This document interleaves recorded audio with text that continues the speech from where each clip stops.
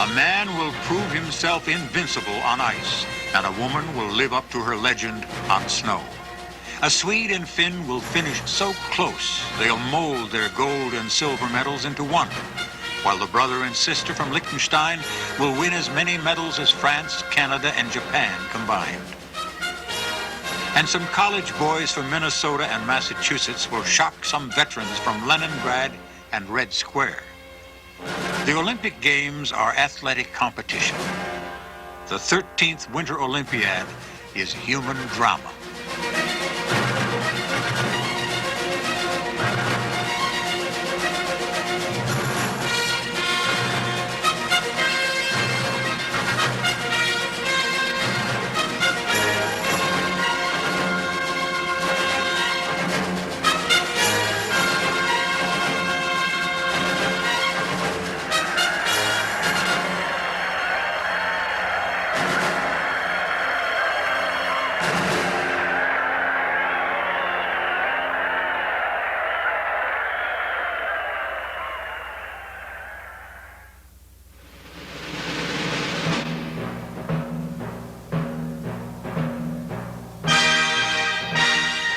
The cast and costumes change with the place and time, but the leading characters in sport's most enduring drama are the same. For the 13th of the Winter Olympiad, these are the athletes whom their countries have deemed the best, assembled in the Adirondacks in 1980 to prove who is best of all.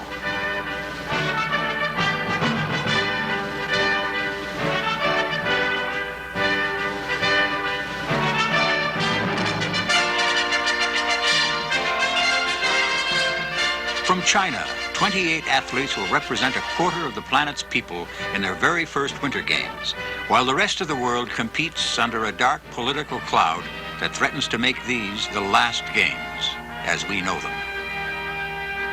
For the young and the talented, from Andorra to Yugoslavia, the world's time zones become one in Lake Placid, New York. Next year, or next time, for most, will be 4 years too late. Now is the moment to decide who really can go faster, farther, and with more style, together.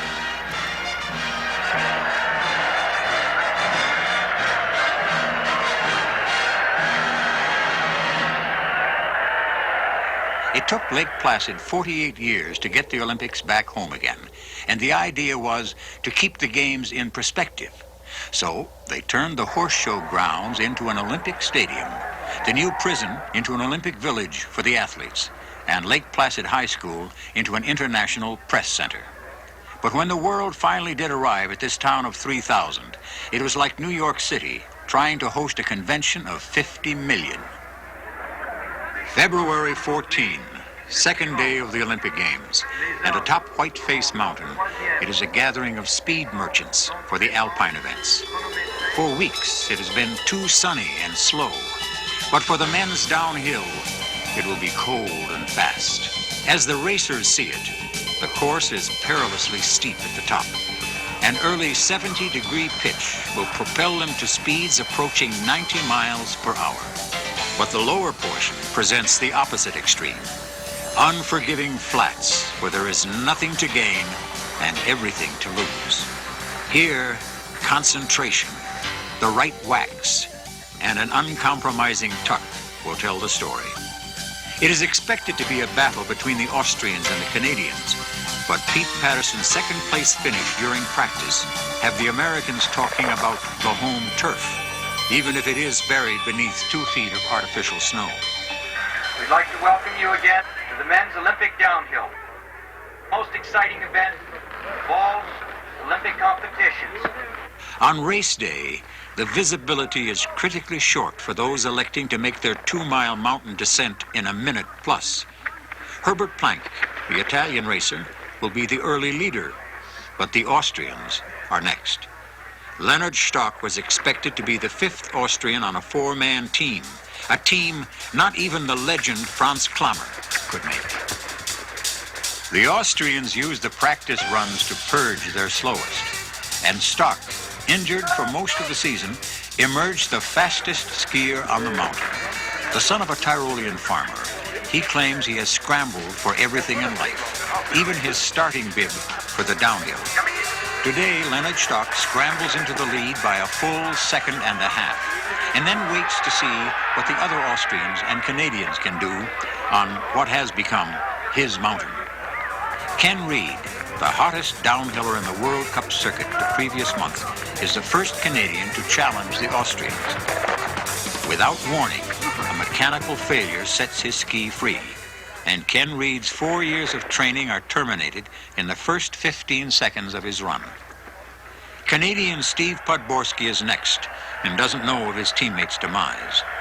But the Austrian celebration below has already begun and is only briefly interrupted when Podborski arrives to claim his bronze medal for Canada. Starting from his impossible 23rd position, Pete Patterson skis the best race of his career and any American in the Olympic downhill to claim 5th. But Stock's gold and Wernsberger's silver for Austria prove the downhill is the event the Austrians enjoy most and do best. Well, the problem with winning a medal that I won in 1972, as I said, when I was 18, and the responsibility and the problems that comes out of it is the fact that at that age, and you're expected to win, afterwards, it's really difficult to live up to those expectations. And knowing what I know now, I would have to say that the most intelligent thing a person could do would be to forget it.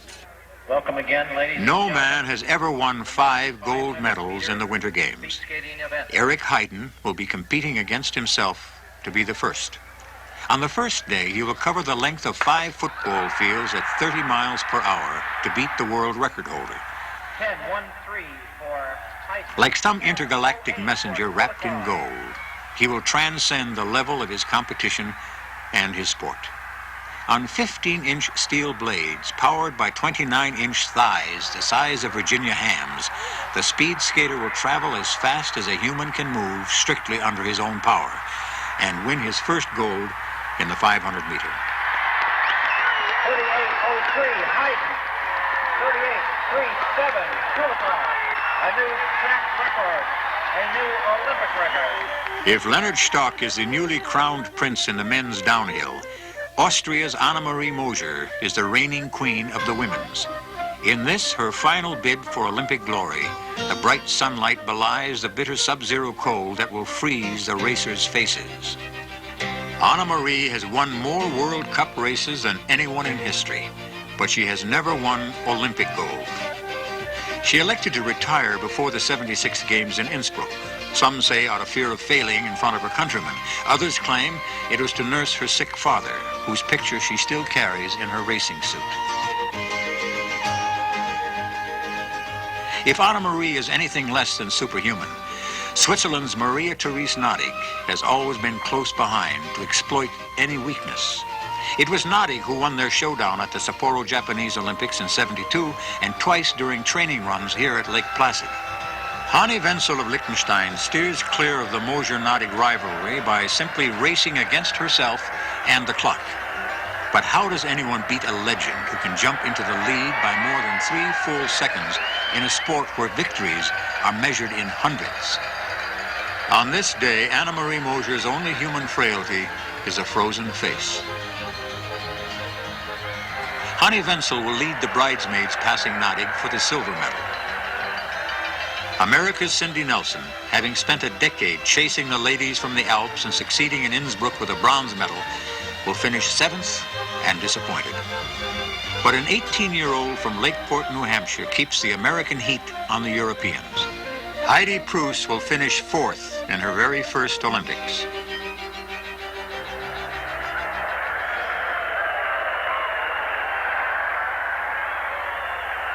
One day after his first gold medal in the 500 meter, Eric Heiden will fall behind the leading pace in a race 10 times as far and equally more taxing. But ultimately the pace will fall behind Heiden's threshold for endurance and pain, and he collects his second gold medal.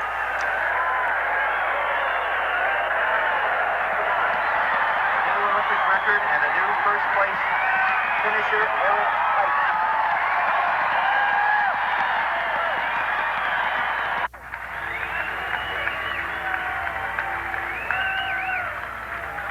On another patch of Lake Placid ice, the expectations are much less. 2 decades have passed since Squaw Valley and America's last gold medal in hockey. When they surprised the Swedes with a last-minute tying goal, they surprised themselves. Against the veterans from Czechoslovakia, the youngest team in the Olympics is expected to learn a lesson from the masters. Instead, the Americans become the teachers from the new school of skate and check, and they drop the veterans by 4 goals.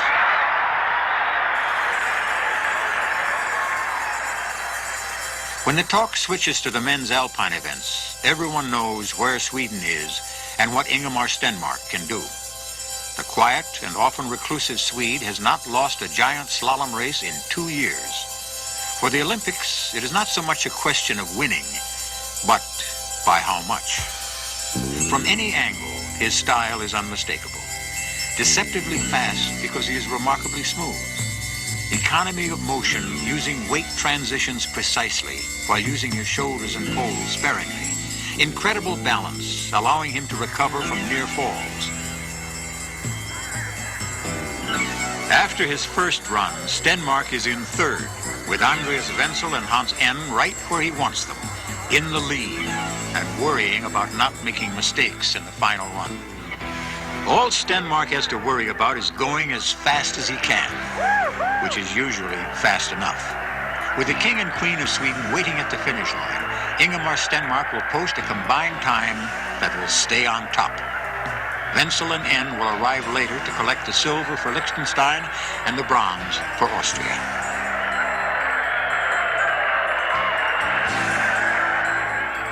Winning a gold medal, what it has done for my life, it has changed me totally and completely. Citius, Altius, Fortius. Faster, higher, stronger. The games go on with triumph and disappointment. Entering into their 2nd week, the groove has been found and the best athletes in the world summon the best performance of their careers. The only ceremonies that remain are for the winners. Having made it to Lake Placid means less now, because going home with an Olympic medal means everything. And like the scalpers hawking hockey tickets, the athletes' admission price to history grows as their numbers shrink. Citius, Altius, Fortius. Faster, higher, stronger. But how would the Greeks translate more Eric Heiden? In the 1,000-meter sprint, the rhythm picks up as he skates toward a 3rd gold medal. He moves on to the next week, interrupted only by a slip in the 1,500-meter in pursuit of gold medal number 4. Every day he skates, he sets an Olympic record for the event. And as regular as the nightly news, the 21-year-old from Madison, Wisconsin, collects his gold medals while racing under the pressure that achieving anything less would be a national disaster. The Olympic arena begins to sprout more American flags on a 4th of July picnic.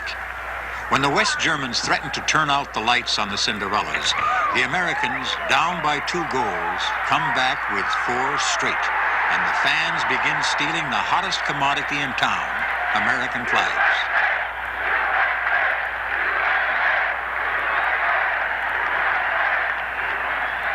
But the Russians are coming.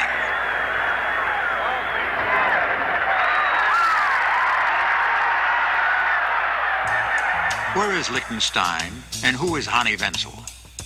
Wedged between the Austrians and the Swiss in the Alps, Hanni Wenzel and her country finish the same way in the women's downhill. But that's only the beginning for the new women's alpine star.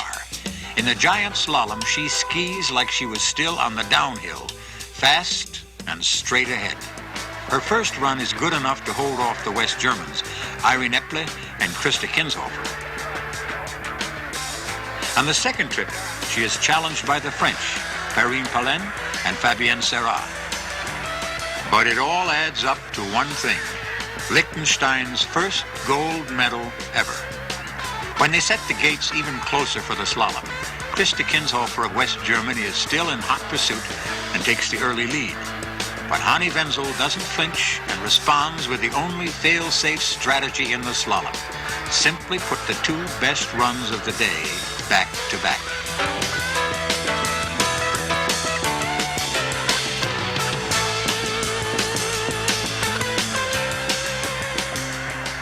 Two gold medals and a silver for Hanni Wenzel and Liechtenstein, the new superpower in alpine skiing. They are a pickup team of collegians and minor leaguers, mismatched against a Russian team that humbled the NHL All-Stars. Against the same Russian squad 2 weeks ago in a pre-Olympic tune-up, the Americans were crushed by 7 goals. The Soviets' choreography on ice is better than the Bolshois on stage. And like every game but one thus far, the Americans quickly fall behind. Outshot 2-1, pure tenacity keeps them close. A last-second goal in the opening period gets them even. In a game that has moved from the sports page to the front page, international sensitivities are registered with fury and impact. Neither side will take any prisoners. 2 goals in the final period are enough to humble the Russians, the experts, and anyone who doesn't believe in miracles. February 24th, 1980. Eric Heiden oversleeps, and breakfast consists of 3 pieces of bread in a dash to the skating oval. His path to an unprecedented 5th gold medal is 10,000 meters long. Like a sprinter who spent part of the week racing the middle distances, he now attempts the marathon in speed skating, an imposing 6.2 miles he has not competed in this year. He is paired with Russia's Viktor Leskin, the world record holder, who is much fresher and anxious to set the pace. 25 times around the oval, the crowd's enthusiasm grows into a groundswell. It is not until after the halfway point that the golden figure matches and then improves on Leskin's pace. He will later claim that a 5th gold medal would merely collect dust with the others on his mother's dresser. But for 14 minutes and 28 plus seconds, Eric Heiden's fixation is straight ahead. When it is finally over, he will have beaten Viktor Leskin, the world record, and himself. Like a mountaineer standing alone atop an unconquered peak of personal achievement, Eric Heiden has gone where no man has ever gone before.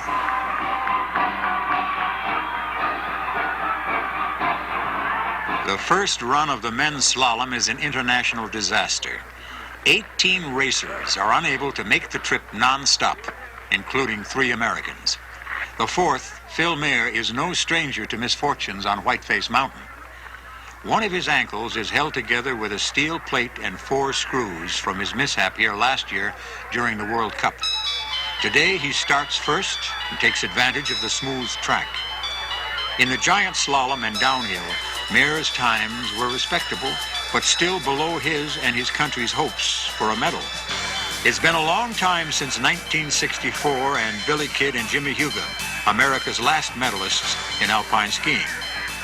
Mayer's first run is a good one and stays on top, a half second ahead of Stenmark, who will run 4th. What's the feeling for the second run?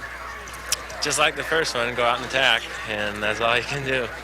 There's no doubt in your mind you're the man to beat now. Well, I don't know. There's no doubt in my mind all along. In the second and deciding run, the early starting advantage switches to Stenmark, who registers the fastest run of the day.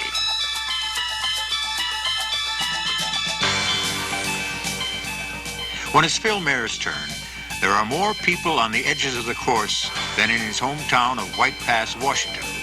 But they are powerless to keep his skis on the snow and his transitions under control.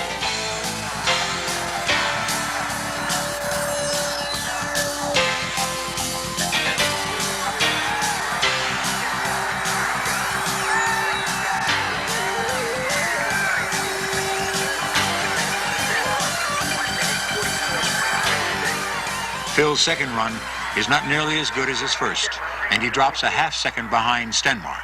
But Phil Mayer's run is good enough for the silver medal as well as the FIS gold medal for the best all-around results in the 3 alpine events, something even Ingemar Stenmark, his training partner, appreciates. 2 days later against the Finns, the fairy tale is cast in gold. Coach Herb Brooks, the last man cut from the last American gold medal team, tells his boys to go out there and use your youth. And the boys from hockey towns like Warroad, Madison, and Winthrop come of age by scoring 3 goals in the final period to win. A goalie plays every minute of every game. A son matches his father's gold medal of 20 years ago. The score is flashed to ships at sea.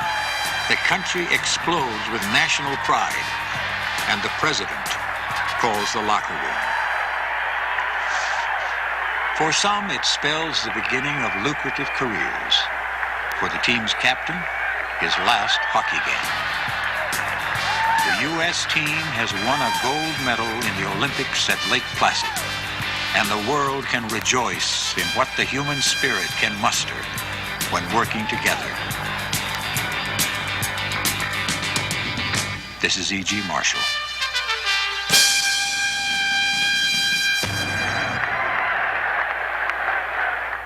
I would advise the new gold medal winner to go his way and not the way everybody else wants him to go. Really, that would be my very first advice. I think it's important to have your own life and be in charge and in control of whatever you do and whatever you want to do, which is very important. He should know that you need also a lot of luck to win a gold medal and not think, I'm really the greatest forever. Tomorrow it can be changed. Time goes by quicker than they ever realize. For me to realize that I'm here in the 1980 Olympics and I'm only 26 years of age and I could still be competing, when I was at the 1976 Olympics and I looked ahead 4 years, I said, boy, that's a long way off. I don't think I'll ever make it there. And it's something that time goes by so fast. It goes by the 4 years before you even realize it, and all of a sudden you're here. And I would say the biggest thing, like Lincoln said, a mind is a terrible thing to waste, and time is a terrible thing to waste, waiting for the next Olympics. They'll be here before you know it.